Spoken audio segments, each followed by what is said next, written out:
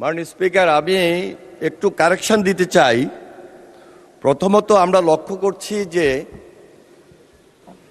যেই মাননীয় সংসদ সদস্য প্রশ্নটি উত্থাপন করেন সংসদের রেওয়াজ অনুযায়ী বলতে হবে যে তারকা চিহ্নিত প্রশ্নটি আমি উত্থাপন করলাম। পুরা প্রশ্ন যদি আমি পড়ি তাহলে কিন্তু অনেক সময় লেগে যায়।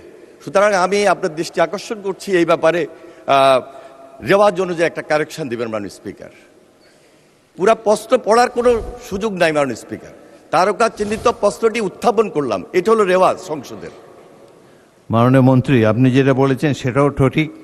অনেক সংসদে আমি দেখেছি প্রশ্নকারী সদস্য দাঁড়িয়ে শুধু বলেন তারকা চিহ্নিত প্রশ্ন 130, দ্যাটস এনাফ। জি, তবে তিনি চাইলে 2 লাইনের প্রশ্ন তার নির্বাচনী এলাকার জনগণও শুনছে, সেই জন্য তাকে সুযোগ দেওয়া যায়। সময় কিন্তু অনেক সাশ্রয়। আপনি উত্তর দেন স্পিকার,